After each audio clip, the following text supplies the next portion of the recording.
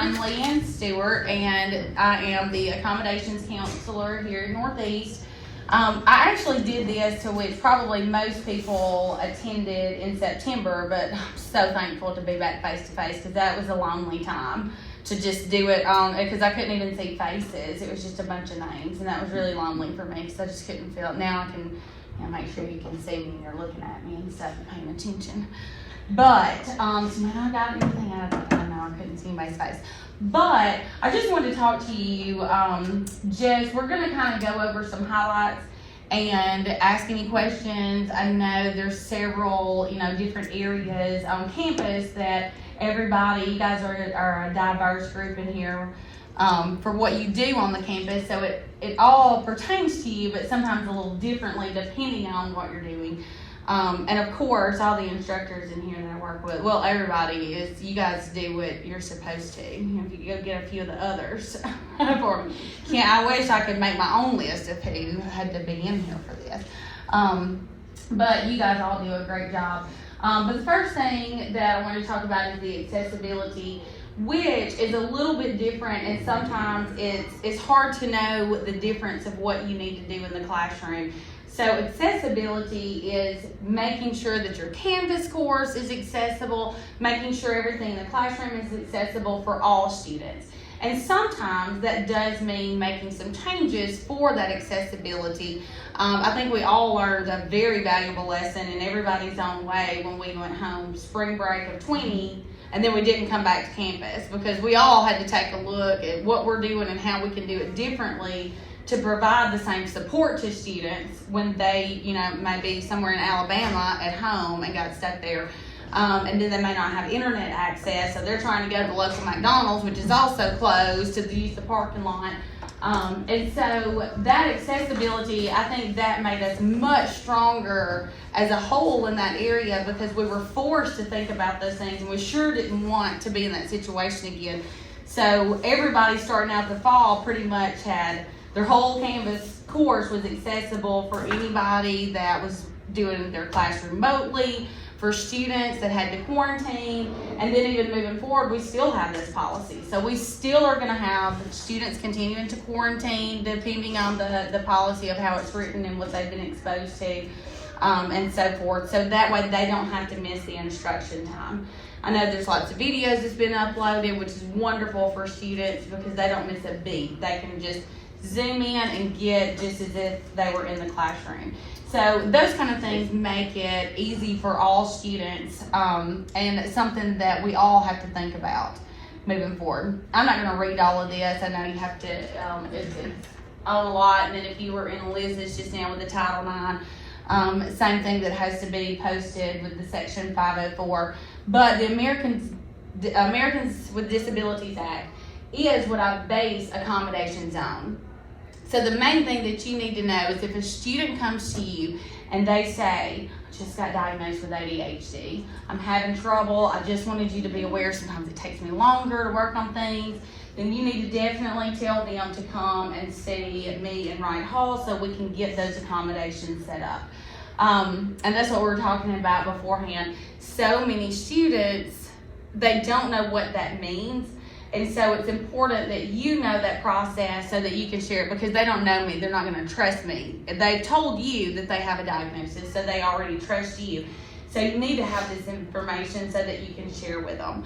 But just to let them know that accommodations can mean testing separately, getting extended time on those tests. It does not lower any standards of the classroom. So that's where it's a little bit difficult, because coming from K-12, there's a lot of differences because they're held under certain laws to make sure, no child left behind. As in, that school district has to do whatever they can to make sure that this child keeps progressing in school. So when you have that K-12, a lot of the parents have a hard time too, because they get here expecting that IEP to be honored here. And I do look at it and go by it, and I do make the accommodations as best that I can from what they've been used to. But such as I can read aloud a test to to a student. I can care less. We actually have students that have graduated from here that cannot read, can't look at the print and read. But this is 2022. If it's read to them, they can comprehend it. Do we care? Because that's not going to slow them down in any job that they have, because they're going to have access to be able to convert to audio in pretty much anything that they do. And they're probably not going to be English majors. I mean, probably not. Let's hope not. But the comprehension is what I'm going to burn slap up. Is it just me? It's you talking. It's fine. You're doing good though. I'm pretty good. Just take it out. Yeah. It's real hot on the third floor. But so it's important that you know to share that with your students when they come to you. Another thing is, because I know a lot of instructors will say, I know this student is struggling in the class and they could benefit from some accommodations or just coming and seeing and talk to you. But I cannot legally reach out to them. They have to self-identify to me and they have to come to me to share that. So what I always encourage instructors to do at that point, they trust you, they come to you, or sometimes they haven't, but you still can go to that student and just say, because whether it's a late, something made you notice that. So you don't have to ask if they have a diagnosis, don't do that, but just say, I've noticed you've been late turning in some of your assignments, or it seems to be taking you a while on this comprehension. What can I do to help? And a lot of times that will, allow them to feel like they can trust and to share with you that they have a diagnosis, that they could benefit from accommodations. But going back to the reading, so some of those, the point of it is that we don't lower any standards. So it's accommodations, not modifications. Exactly. Okay. And there are some modifications that can be made, but they're not modifications as to if you have multiple choice of 4, they are only choosing between 3. Those modifications for accommodations are more like if we need a test in Braille, if we need one instead of taking it on the computer, we need on paper instead. Those are the kind of modifications. It's the exact same test because, they're earning degrees here. We're not giving out anything. So that we've got to make sure that, the student sitting next to them has the exact same skill or knowledge from obtaining that degree. So let me ask this question. An IEP doesn't follow them to college, right? Not necessarily. But a 504 will. Well, not necessarily. Okay. The only thing by law that I go by is that American Disabilities Act, which says that you have a documented disability that limits your daily functions, which a lot of people are like, well, ADHD doesn't. And I'm like, oh, but it does. You have hopefully overcome it and you're doing great with that, but it does. And so that's why I don't necessarily have to have like a copy of the IEP. Right. Sometimes there's psychometric testing that has a diagnosis within it, but I typically ask for a diagnosis provided by like a healthcare provider, whether it be a doctor or whatever. And an important thing to know, as far as I'm concerned here, I will take that paperwork from 2nd grade. If you were diagnosed with dyslexia in 2nd grade, guess what? You didn't grow out of it. You still have dyslexia. Well, that was my question, because my daughter is dyslexic, and she was diagnosed in 1st grade, and she has ADHD, and she has a 504 plan. Yes. So when she comes here in ever how many years, because she's coming here.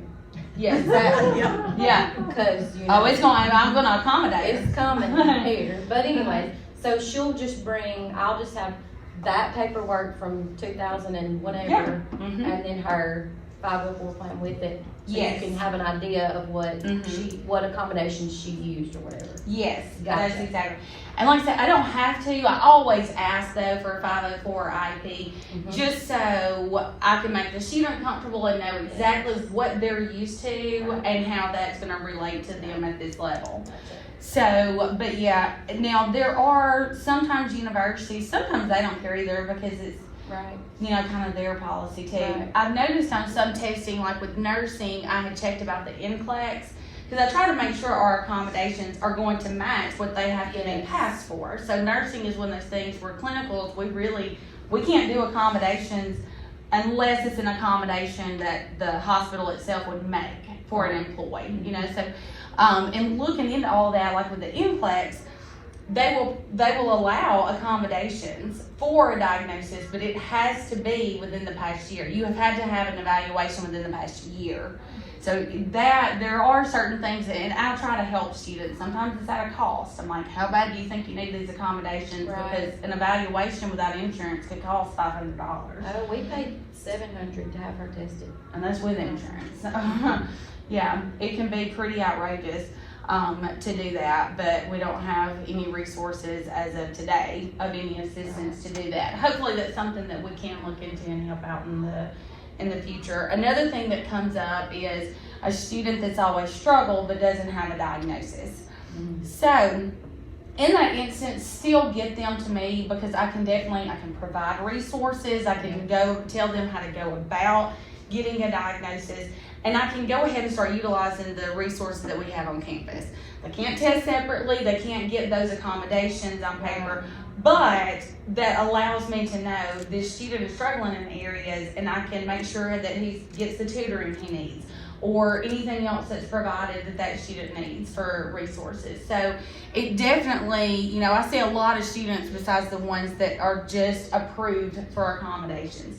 So anytime a student shares any kind of need, that I can definitely help them in the right direction, send them to me so that we can get the ball rolling on that, and we can help with whatever resources that they may need. But yeah, that's a good question. And like I said, y'all don't have to do any of this. The only thing is, I'll let you know who is approved for accommodations, and then you make those. I know that I'm not going by this at all. I don't know where I've gotten to it. This is my jam, though. You can just ask me a question, and I can do an hour on that itself. But for students who, when you have those accommodations for students, that's another thing I wanted to mention is, you're going to get the email and to say the student has these accommodations. I encourage the students to at least have a conversation with you so you have a face to go with that email that comes out, for one. But another thing, I know instructors email me a lot and say, so-and-so has it, that we're having a test coming up, and they haven't said anything about testing with you. And that's okay. Once they're at this level, they're adults. So it is totally up to them to utilize those accommodations how they choose to. So I have some students, they're going to take every test, every quiz. They're going to take everything that they have got. It makes them feel better. They're more confident. They do, a lot better. Then I've got some who, I don't even know. It's a name that goes out, and I never see this student again. And then I have no idea. An instructor will email me, and I'll say, I haven't seen them all semester. I'll, contact and see if they need help or what's going on. But they never come to get any kind of help from us. They just simply turned in their paperwork, and they're out there in life. But then I also have some that they may need something read. They're fine in math because, they can recognize it, and they like being with their math teacher, because Lord knows, I'm not going to speak for Chesney, but they asked me a question. It's been a long time. It was summer of 1998 when I had college algebra, so I'm out. I can read the directions, that's about it. Sometimes can't even read the problems. I don't remember that sign. It's not quite that bad. Miss Hastings might have come tutoring. It's not quite that bad. But then for English, especially where it's a lot of reading, they are going to come over there, and they need it read. And I've even had some of them that have it read aloud, and they'll answer it before I even get to it. They're confident of it. As long as you're willing to sit there and start to read it, then, they are, you'll see the answer, and you're like, you want me to finish? No, next one. And they need that reassurance for them. Like I said, I'm not worried about them looking at the words. I want to know what they're comprehending. So that they're taking the exact same test. Like I said, they can have everything read to them. But going back to for accommodations and how that's a little bit different from accessibility. Accessibility is what you do for all students. Accommodations are specific to the disability. So, someone that has a physical disability that's in a wheelchair is not going to have anything read aloud to them, because that has nothing to do with their disability. We're going to make sure that they have easy access coming in and out, a desk that's provided that they can, have plenty of room around them. If they have a service animal, that's another thing that they might not have any other accommodations, but if they have a service animal, more than likely, they have more diagnosis for reasons for that. I don't necessarily share a diagnosis with the instructor. I always get permission on my consent form to do that so that I can share that information, but that is the student's right to share with you. Now, I always tell, especially if there's a student with seizures, I'm going to let you know that. I'm not going to let a student fall out with the seizures in your classroom and me have knowledge of it and not make you aware, so that you can already have, plans of how to react to that. And what kind of seizures? There's lots of different seizures now. Sometimes they have a stare out, or they may have the, grandma and fall out. I'm going to make sure that you have the information that you need if they're going to be sitting in your classroom. Diabetes, I always share that with you so that you're aware, of those kind of health concerns. If they need to exit the room, you'll know why. Maybe know if they don't come back for a little bit, somebody needs to check on them, things like that. So there are some health concerns that I do disclose that to you to make sure to keep them safe. But if their diagnosis is a learning disability, especially mental health, that one sometimes I'll disclose depending on if it's a safety issue. If they are more likely for outbursts or things like that, I want you to be aware.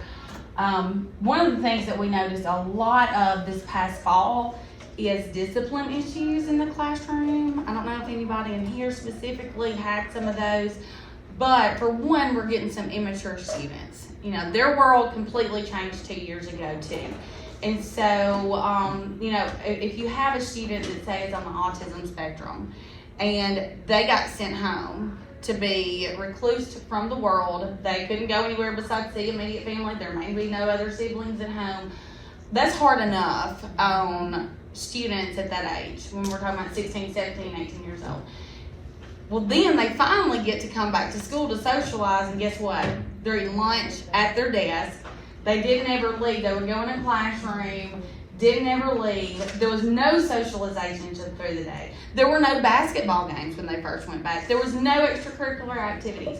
So the maturity level that we're getting right now is pretty far behind what we're used to getting. In 2 years at age 16 and 18, that's a pretty big, difference in that. So we are starting to see some discipline issues that I was going to mention. If you do see any of those, feel free to contact me. There may or may not be a diagnosis attached to a reasoning why. Autism spectrum is typically what goes along because of the social aspects of that. But they may not have a documented diagnosis. It may just be that they're, a really immature student, and that's okay too.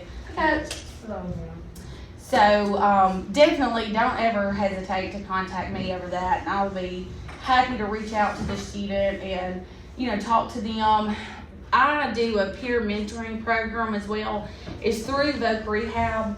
So I would like to expand it to further, but right now through the Voc Rehab, it's a lot of paperwork and things to set up. But that is an option. They have to be a student of Voc Rehab. And just so you know what Voc Rehab is, they are transitional services that help students coming out of high school with a disability, whether it's coming to college or going to the workforce. So I work very closely with one counselor in particular, but a lot of times I work with other counselors in the area too. But we do have things like that as resources that they would have to be a Voc Rehab student, but we can do some peer mentoring. And that helps because it's not just for their academic success, but it's for things like socialization. So, the mentor can actually go to lunch with the mentee, and that's one of the, they might be working on social skills. So we do have some other options, and we can do that on a smaller scale. I've got a lot of students that will come for the tutors. I get to know them. I love having it in that building to get to know them, because they kind of become their own mentor. Once they start tutoring a student, the tutees don't want anybody else. They're like, no, I'll wait till, whenever Michaela can do it. I'll just wait till next week so I can see her. So they kind of develop relationships like that as well. So a lot of times, if there's anything like that, just contact, unless it's severe, and then talk to Ray or Chief about that. They'll contact me on the back end, but the main thing with accommodations is breaking down any barriers so that they have the same opportunity at an education, just like the person next to them without a disability. That's the main thing that accommodations provide for students with disabilities. Okay, I think I've already covered that. Any questions at this point before I pass out? I'm so hot.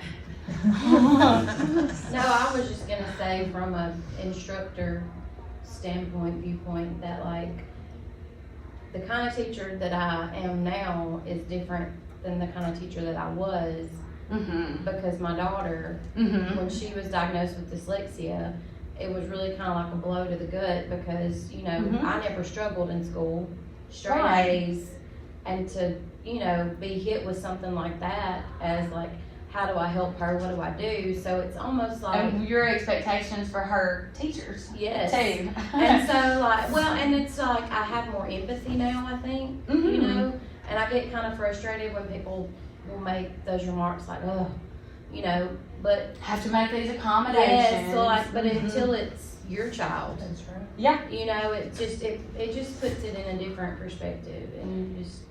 That's very true, and I feel like this is definitely a strength in my job, because I do have special needs kids.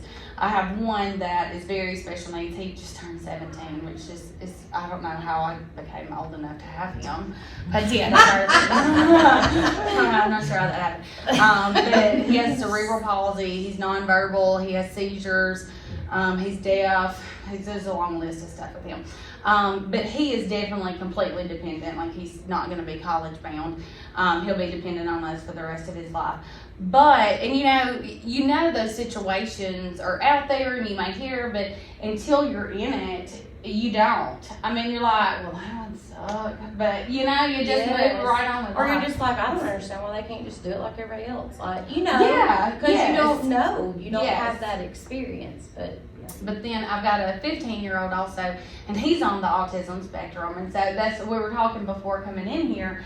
I said, K-12, when you see the way that students get their accommodations at college and the standard doesn't change for any student, and a lot of students fail because of that. It's not because they're smart and, they're not smart enough to do the material. It's because they're so babied. And it's not quite K-12. That's not me bashing them. That's saying they're held to so many lawful standards, and there's some fussy parents that's going to push them straight through making sure their kid passes and, gets what they want instead of what they need out of K-12. So especially if your kid has an IEP, you're well aware. But I'm constantly asking Jackson, my 15-year-old, he is in the 9th grade this year. How did you take that test? Did you go to a separate room? No, sir. You stay in the classroom. If you fail it, we'll relook at how you're getting your accommodations. But you stay in there and you do the best that you can on it, because I need to know where you're at. If somebody's reading it, you don't know. Because like I said, those pushy parents in K-12 just push those, those districts and those, and I'm saying myself included, because I'll get mad either way. If they do too much or too little, I'm ready to be mad as parents, especially these kids. Peaches out. You never know what's going to push your butt. And that's because that's the main thing that I see coming in is they feel the need to do too much because there's so many laws, and they think that every child, under that SPED umbrella should get an A. No, I want him to, if it's a C, so be it. Yeah, that's right. And you're a rarity. That is not, K-12, that does not happen. They don't care. I shouldn't say they, meaning all. The majority. Some parents. They just want to send them to school and they want them to get an A, period. Whether it's done for them, they pay somebody else to do it for them, whatever, they just want an A. And then they get with us, and then they cannot even add 2 + 2. So what has a parent done for them? Siri is so nosy. You know, what have they done for them? They've really Huge hurt disservice. them. And just In the long like Candy was saying, in this line of work, when you see the results That's and right. you have a child, it makes, That's I'm a much different parent since I've been working here, knowing that Jackson, he'll have it, the opportunity to come here whether he chooses to or not. So, he is the student that I see every day, the parents that I see escorting in, the parents talking for, I don't know how many times that the parent and student comes and sits down and the parent says, this is the diagnosis, this is what they do, and I finally cut them off and say, you know, what accommodations are you used to? Yes. Mama didn't go to school with you, and she's not going to be here, hopefully. Some of them do. Sit in the car while their kid goes to class and bring her coffee and just take up my time. No, Leigh gets hurt, I guess now because she's a little bit older. They don't have enough help to read tests, you know, like one-on-one or whatever. And I prefer her stay in the classroom. But her teacher will give her an option of, you know, if you need me to read something to you, just let me know. Or And whatever. Yeah. And she don't want to be pointed out because she's super smart. Yeah. And she don't want anybody to know, you know, of course they know that she's dyslexic because there's about 5 of them. Right. But I mean, you know, she's just that way. Yes, It's and an I've got option, and I love that. Yes, that sets them up Yes. for more independence as they go. She's probably, as the older she gets, will ask less and less. And then, Yes. I have students that will come in and I'll say, like when they're scheduling it, and we'll ask them, do you want this read aloud?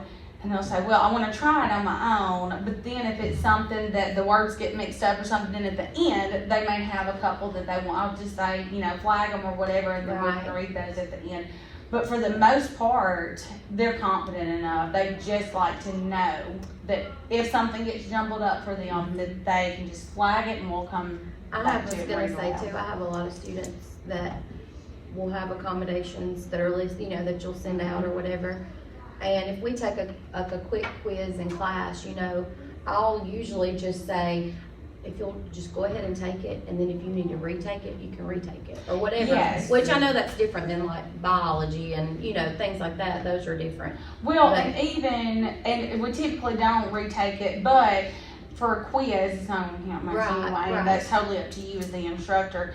But a lot of times those don't count much. So I encourage, and I know Chasey does too, if it's a quiz, go ahead and take it in the class. See how you do on it. It's not going to affect your grade that much, and just see if you're comfortable doing it. But you're going to have them weekly. And I've had students that they were not comfortable doing that. Right. And so they said all they could feel was just pressure from everybody else because they were supposed to be done in 10 minutes. Right. And it was easy for everybody to be done in 10 minutes. But they just felt so much pressure. And so we've done things like if it was a 12:45 class, they'd come on with 12:30, take Right. it with me, then go to class and just open up and pretend to do it with everybody else, but they've already taken theirs. Yeah. But yes, and that's fine too. You know, that's the thing too, is I'm constantly, we get questions about, well, can I do my test this way or that way? And so, you know, for all of you guys to understand too, that is your test, that is your classroom. My job is to make sure that this student has access to accommodations. But I'm not going to tell you how to do your test. You guys just keep rolling with it, and then I'll make sure that whatever they need in order to take that. Sometimes we had a student that had, he could see, like vision was 20/20, but there was something, and it was a weird thing with a lot of paperwork that I read up on at the time, but I can't remember exactly. But anyway, he needed his test on paper with a yellow transparent over them. For some reason, the yellow is what pulled it through for him. And I would still sit there with him and, you know, make sure that he, you know, read the problem or whatever to him. But, so it's some accommodations I do whatever I can to make sure that they're held to the same standards, but that gives them that same opportunity, because I don't want anybody, because they can't see it, to not be able to take that test, whether it needs that format changed or whatever that is for it. I have no idea what all we talked about. Confidentiality, I think we've done that to death. Just don't. Main thing is don't ask a student what their disability is. You know, and I don't think everybody's past that, but I always feel the need to say it because I know sometimes you just want to, something's there. You want to know if they've been diagnosed or not so that you can get them the help you need. And like I said, there's nothing wrong with saying, hey, it seems like you could use some help. Is there anything I can do to help you? Because usually that's all it takes. They've been sitting in your class. They were, maybe scared to come to you, but that's all it takes for them to make that move to say, yeah, I actually have ADHD and I just don't know. I'm having a really hard time. And ironically, I know it's written on everything. I know you guys say it 100 times before the semester's over, but there's still going to be those students who say, I had no idea I could get accommodations in college. They just don't, they're just not paying attention when that's being said, or they don't know what you're talking about because it's just kind of thrown in with a bunch of other stuff they need to know. It's on the front page of their syllabus every time, if they even have ever looked at a syllabus before.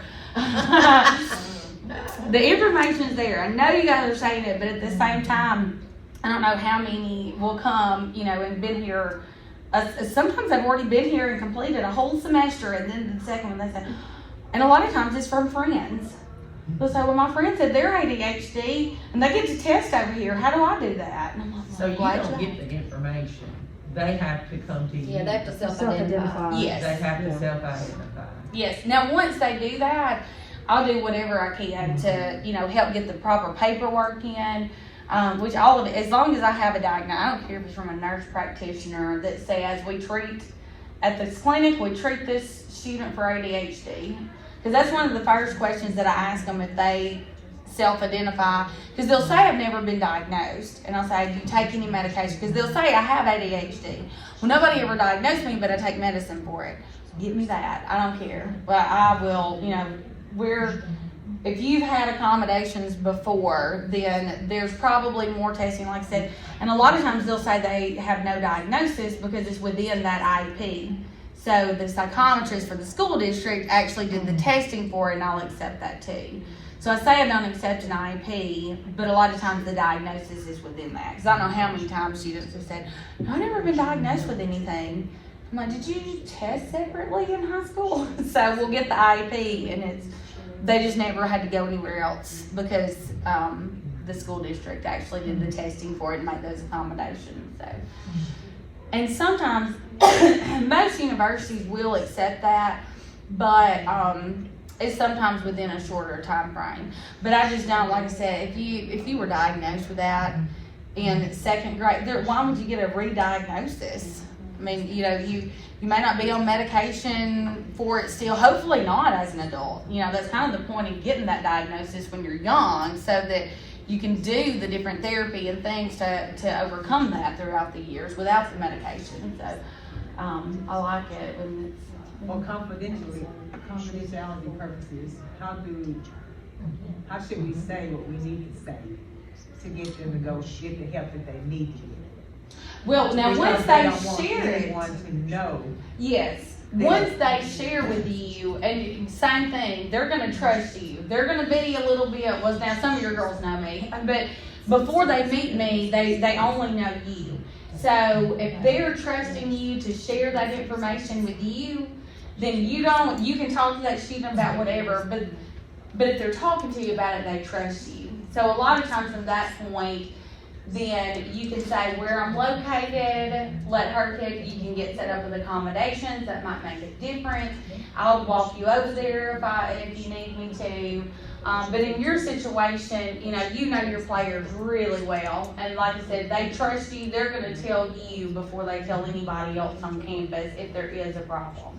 Sometimes we don't pick it up until, like, we send a text and they respond to it. Now, I know sometimes we do shorthand and text. We don't write it out, but how they spell it, because phones will correct it for you, but how they say things, not be saying, I want to have this person have help. In high school, and I'm like, what can we do? Well, what should we do? How should we do? And a lot of times, I just said, okay, you need to just go in and see her. Yes. She's like, why do I need to see? I said, just go see Miss Stewart. Yeah. And then I figured you could ask the right questions. Yeah, yes, and I did. That's exactly how it worked out. And that does always help if you're sending somebody to me to fill me in on what you know before they get there so that I can help them to make that self-identify, because a lot of them, like I said, they don't know that there's a diagnosis. And it sounds, when you say a disability, well, what do you think of a leg being amputated? You know, you don't think of something like ADHD, and I don't know how many times the way it's worded is because of the Americans with Disability Act. So on the application, it said, which of these disabilities affects your everyday living, or however it's worded? Because that's how it's worded in the definition of it, keep everything covered, and they'll say, oh no, I'm living fine with it. I'm like, no, you're not. That's why you're here. You can't get accommodations unless we are matching that. But, so a lot of times you use the word disability, they're like, well, I don't have a disability. I have ADHD. I just keep saying that because that's the most common. And that's the most common that they'll say, that's not a disability. She said, I need extra time on test. Well, if you want it, then we're calling it a disability. But in that instance, it is easier so that I'm prepared to know who's coming to me and what they're coming for, so that I can kind of gear them in that direction of, seeking help. Once they come to me, though, that I count that as self-identifying. Because they don't say, hey, Miss Leanne, I was told to tell you I have a disability. No, I definitely didn't use that. I said, you need to probably go see Miss Leanne. Mm-hmm. And I said, tell her what's going on with that test you were taking. That's how I said it. I didn't know how else to say it. Yeah. And if you're going to put on a test, I do not know this. Yeah. Okay, you need to go get some help. Yes, yes. And like I said, even if a student does not disclose a diagnosis to you, if they say they need any help whatsoever, or if it's reported to you about a test that they've written out, I don't know this information, then that is enough for them to be getting help.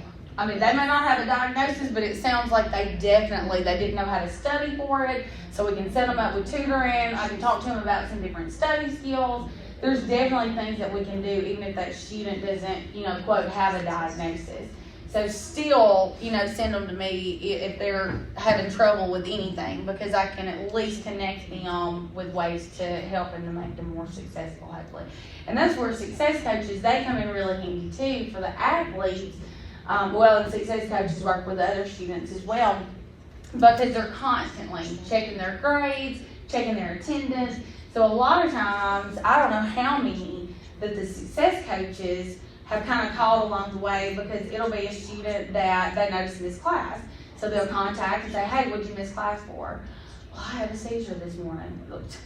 You didn't think it was important that your coach or, everybody knows that you had a seizure, you guys may know, but didn't know that process to make sure that all the instructors and everything know too. So the success coaches definitely help to mend, and sometimes we'll catch things because they're constantly looking at grades overall and attendance. So sometimes things get caught that way as well, and that leads to a conversation of, do you need to talk to Ms. Leanne about that? Well, in my situation, what made me think about it was when she agreed to, when she made a statement she wanted to sign with us. And then she said, one of the reasons, she said, well, may I ask you some questions? I said, sure. Before she signed the paper, she said, y'all will help me. Okay, what does that mean? Yeah. Yeah. With my grades and saying, y'all will help me. And I'm thinking, okay, she's gonna need some help. And that's the first thing that I told Miss Treelor.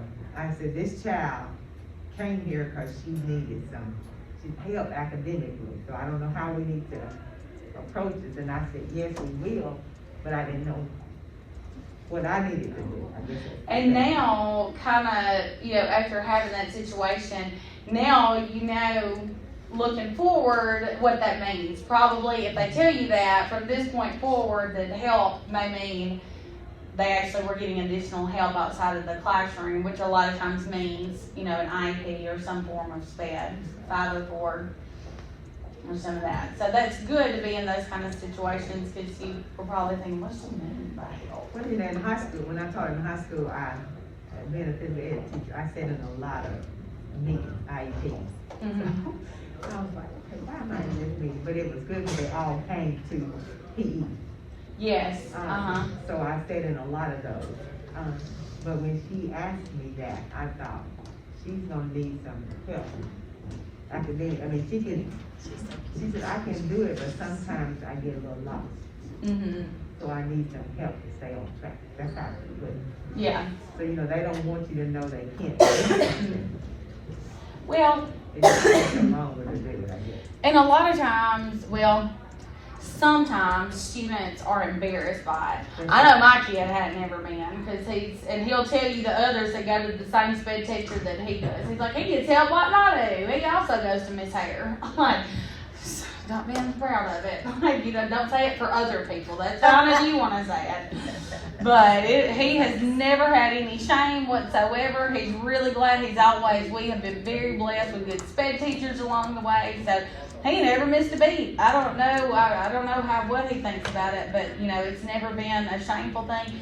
But a lot of times it is coming here, and so they've always been singled out, and that's always been embarrassing to them. They've always had somebody to come to the door if they were even going to try to take their test in the classroom to say, "No, Sally, honey, you come with me. You have to take your test." Yeah, over or here with here's me." your test, go down to so-and-so's room. Yes, there's got to be a better way for our elementary and middle school. I think about middle school, everything's embarrassing to a middle schooler, much less to call them out in front of their whole class over something that they're trying to overcome, except for you keep bringing it up every test.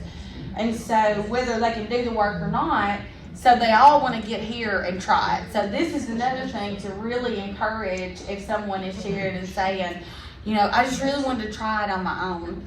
Like I said, I've got well over 100 students that receive accommodations. We don't see near that many. A lot of times they will set up the accommodations, but remind them they're adults. They can utilize those however they want to. But it's better to have that paperwork in than it is to take a first test, completely bomb it, and then try to get accommodations set up, get your instructors aware of it, and now you only have 4 tests and you just had a 20 on your first one. So it's a lot better to have it set up so that you can immediately get those the first thing, the first sight you see of that. But they don't have to. I'm not ever going to go looking for them on campus. They're adults. If they don't schedule with Miss Chesney or they don't come to me for anything, I'm making the assumption that they're doing fine. Or even if they're not, they still don't want my help. But if they will touch base and know where I'm located, what accommodations mean, what they have access to, then if they don't come back, I'm a lot more confident about that than if they never step foot in that office. At least they know what to do and what they have access to. But a lot of them are thinking, oh, I'm not doing SPED when I get here. A lot of them think, oh great, she's the SPED teacher, and they'll come and try to share their notes with me, and I'm like, I don't care. I don't know what these notes mean. It's a really long time since I was in college. I had to withdraw from biology, back in the 90s. I really don't know it now. I won't say I had. Yeah, I know I had to. I was more of a physical science person. I did well in that. I don't know if you know Miss Pounds, but Miss Wilda Pounds taught me physical science. I love her. She's great. Still to this day. Mm-hmm. So yeah, she set the bar high. Miss Bree scared me straight out of biology. She had graduated high school yet. Did she? I think I had her here. Like I said, I didn't stay the whole semester. I think it was her though that I withdrew from because of her teaching. I was a different person back then. I barely cared. I can really identify with these students these days. I'll show them all my transcript from here and say, the only reason you're seeing this is because I'm allowing it, and I work here. You'll be fine. You just have to care enough, and you're not there to, you're not going to class at all. You're not going to get that C by doing that.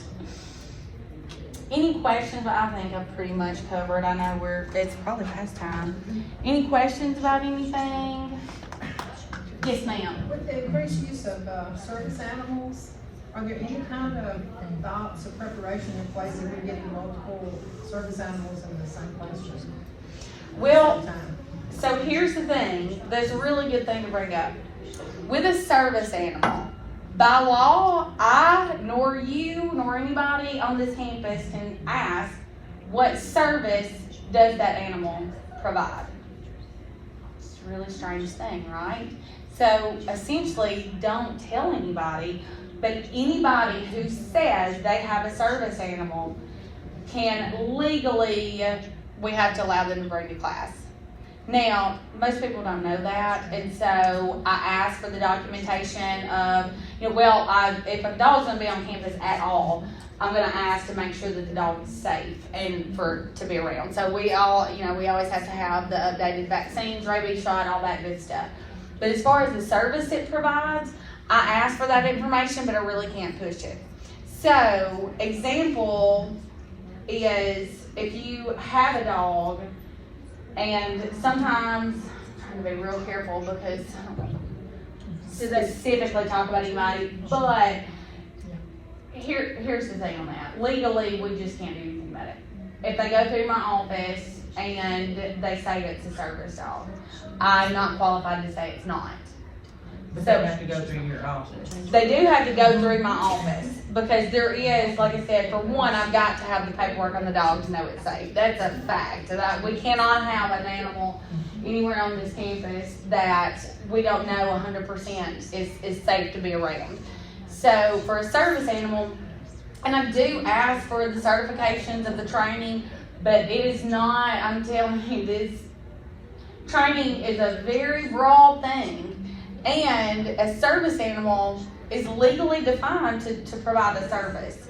So if a student, say, is blind, the service should be provided as a seeing eye dog.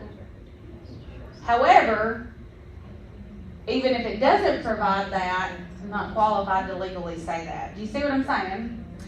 So it's a very touchy subject that legally there's only so much that can be done. So we probably will see more. I bet there are 15 animals in dorms because that is even looser. But as far as the classroom is concerned, here's my take on this. I tell everybody whenever I'm going to have to approve it if they get the paperwork that I'm asking for.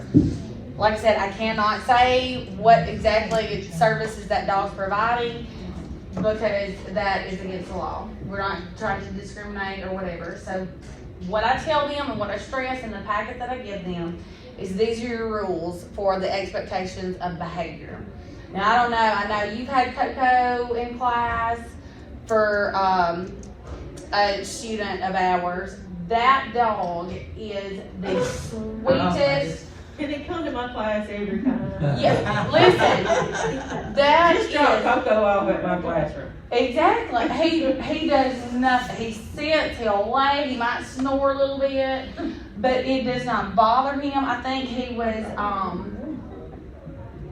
in Dr. Knox class. He always does the big boom with the thing, and he said, "How will your dog react?"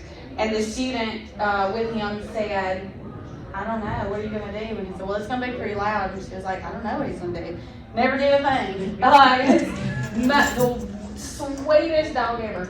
And so the point of it is, though, is we have had a service dog that wasn't quite so well behaved, and they were asked to not bring it back. We're not going to allow it to be a disruption in the classroom. So the expectation is of what Coco does on this campus. So, but sometimes we have to go through that in order to, get to that point because we're gonna have to approve it and allow it.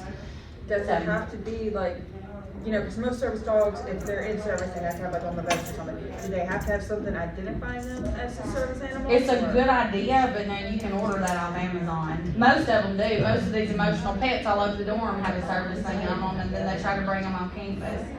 And I'm like, no, I already have your paperwork. It's for, but just so you know, for the dorm, that's for the Fair Housing Act. Those dorm proctors, boy, did they get mad at me, like I can change the law. But the Fair Housing Act, it literally says, if you have a diagnosis that relates to benefiting from an emotional pet, and then I get all the paperwork on that, then we have to allow it. I mean, I can't change the law. If I'm ever important enough, y'all know about it though. I'm changing some stuff. But So for right now, you've been just hearing showing up about and it. going by the laws that are written. So, It's but that's, with the service animals, I figure we will see more because that's how it was in the dorm. Well, we would have 1 or 2 every year up until this semester. Every time I turned around, somebody was coming in and saying, well, I saw so-and-so, and then they asked me if I could talk to anybody. They were just bringing animals from home up here, and then it's like, there is a process. So I don't even know, there was probably twice as many as what was registered, because it seemed like every day a dorm mama or Renee was calling me going, do you have any paperwork for Yard 313? I don't think so. You got the list. So they bring it in, we can't ask them what services, but if someone walks up in here and they've got a dog on a leash, is that a service animal? That, if it doesn't come from me, it's not. Okay. So if somebody just, But are we Surely they're on allowed paper. to, say, is that your service animal? yeah, you should know it. Okay. But, because it's always gonna come from me. Like, now, a service animal, usually that's done ahead of time, and usually there is appropriation for that. But We can't ask what the service is, but just someone they're walking Yes. in, very first day, they say we haven't had a chance to look at our anything and whatnot. Yes. Is that your service animal? Okay. And you can definitely legally say, hey, is that your service animal? Now, did you register that through the Office of So Disability? where do I say that? We just can ask, what the Yes, service is? yes, you just can't specifically, because that puts us at a liability if you say what services that animal provides, because now you're asking about a disability. And, Personal information, all that. yes, that goes back to the confidentiality of it, so that's what, Which it really doesn't matter, the actual diagnosis and that, because it's served, we know what it's serving. Right. Basically, overall. But my concern when I asked the question was really, what are we gonna do if we get more, well, let me back up just a minute. Do they have to is there a deadline, or can this occur when you come to your office at any point in the semester? they can come at any That's what I was thinking, point. it wasn't a cutoff time, but what are we gonna do with multiple animals in the classroom? We're gonna have disruption. Like say we've got 2 or 3 dogs. Well, and that's the thing, is I'm pretty certain, Accommodation, another classroom over here. and I mentioned Coco's name because I know he's been in some of y'all's room, and then for others that doesn't break any confidentiality because y'all know him, or if you do, you do. But it's not the student's name. But I actually had, and I use him as an example because he is very well behaved and trained. So I had another student that got approved just the same for a service animal. It's a puppy, so it's not been in public. Coco is like 3 years old, so Coco probably was in this phase at some point. But that dog was wild as, it was puppy. I mean, it's just a puppy. It's probably gonna get there, but this was one of the first times that it was trying to act as a service. And so she's in my office. Well, this puppy went ballistic. Coco sits and looked at that dog like, we do not know how to do this. Like, I mean, because he's well trained. And so in that instance, if they were gonna be in the same classroom, that would be a disruption. There would have to be a discussion with that student whose dog was a puppy if he's not ready. I know there's got to be a transition, but this is not, you can't disrupt class in order to do that.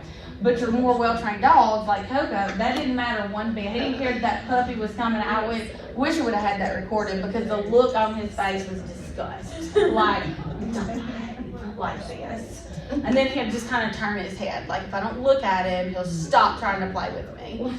So, that's what a service animal is supposed to, that the behavior is supposed to exhibit. If it is disruptive in any way, the service animal usually is not, even if a dog's trying to play with them or come at them, they're usually not going to give into that because of the behavior. So, but the disruptive portion we would definitely remove from the environment. So it should not affect your teaching whatsoever. If that helps. But they can come at any time, but you're going to be aware of it. Nobody should walk into your classroom with a service animal without having heard from me first.